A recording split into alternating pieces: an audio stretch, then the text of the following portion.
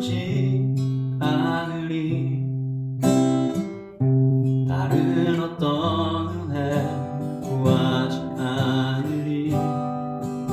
오직 주님만이 내 삶의 도움이시니 주의 얼굴 보기 원합니다. 무엇과도 주님을 바꾸지 않으리. 다른 어떤 데 구하지 않으리.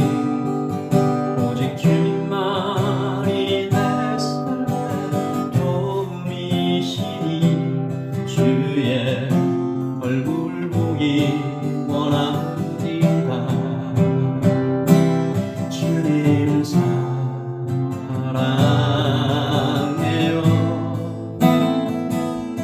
온 맘과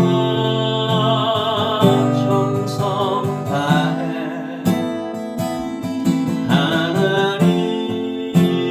하나님의 신실한 친구 되기 원합니다. 주님 사랑해요.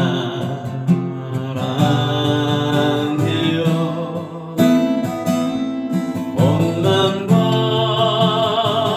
정성 다해 하나님의 신실한 친구 되기 원합니다. 하나님의 신실한 친구 되기 원합니다.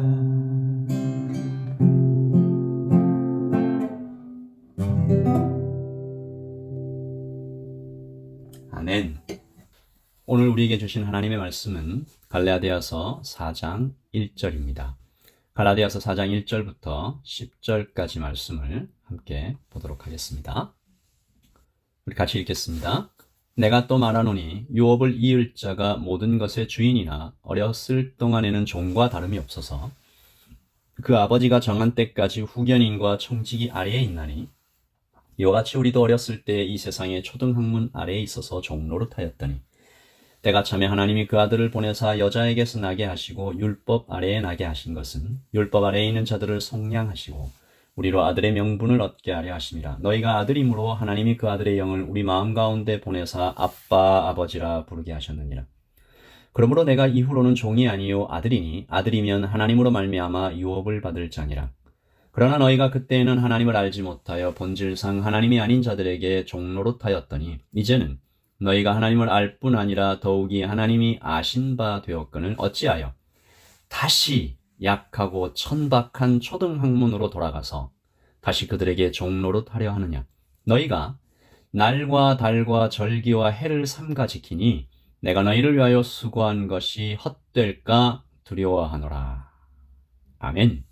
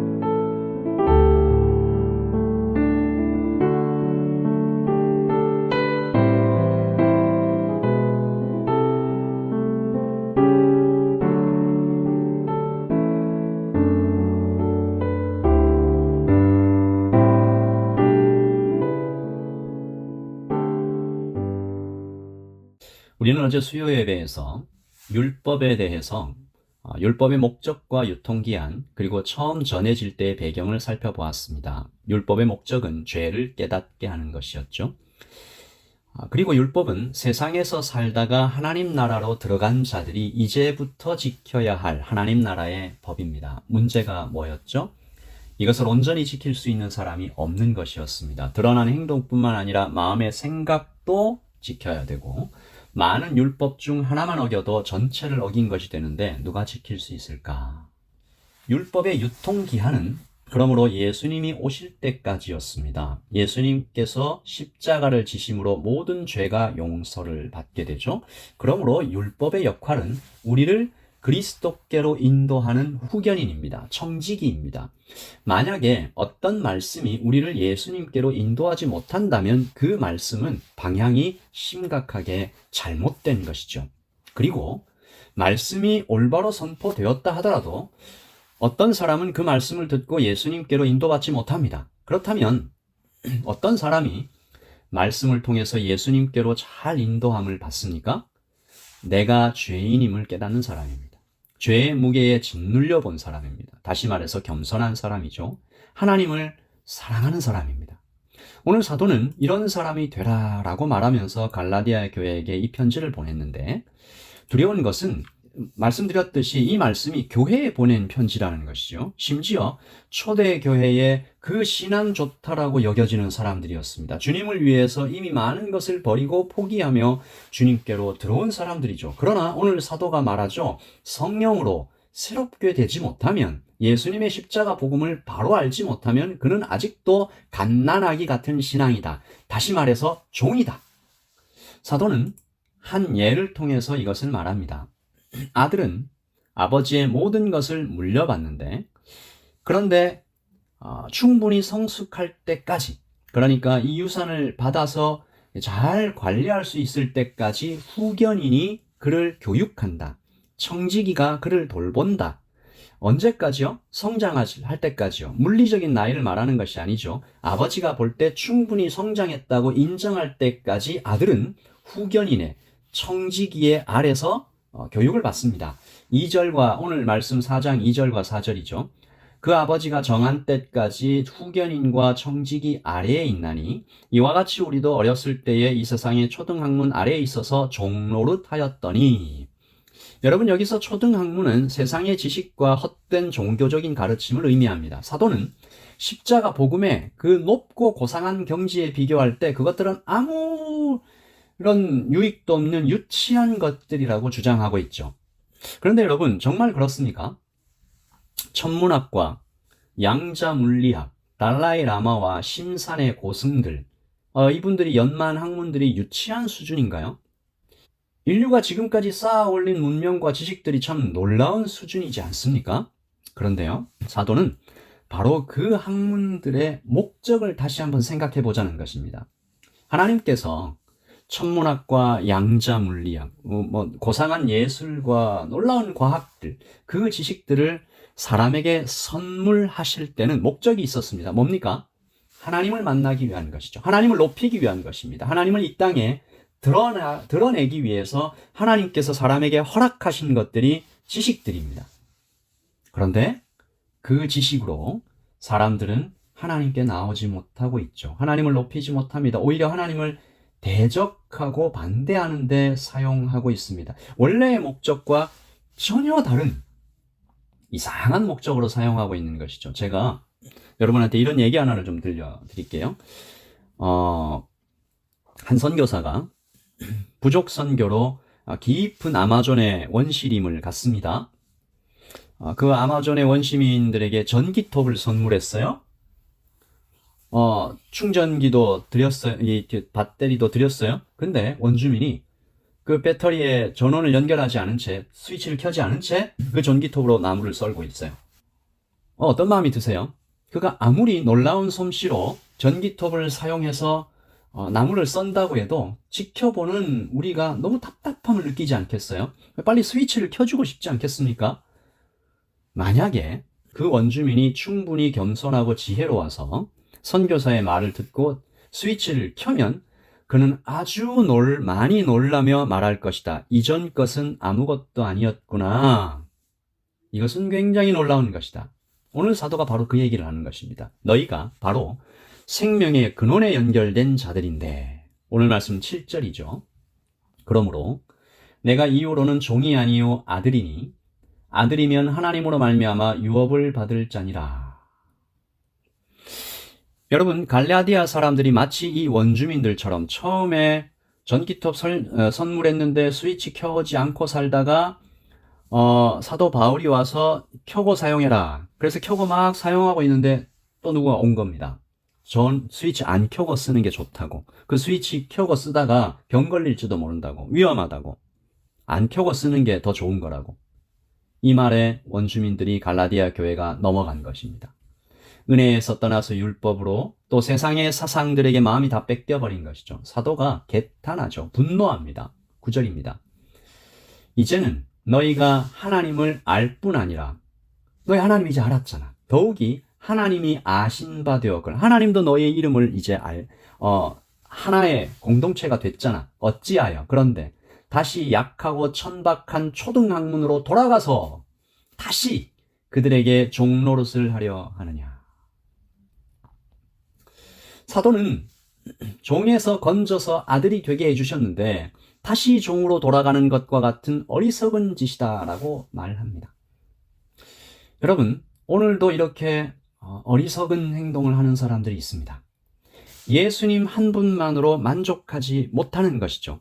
시편 23편 여호와는 나의 목자시니 내가 부족함이 없으리라 라는 고백은 내 삶에 여호와도 있으니까, 난 이것도 있고 저것도 있는데 하나님도 있으니까 이거 참 금상첨화네 라는 얘기가 아닙니다.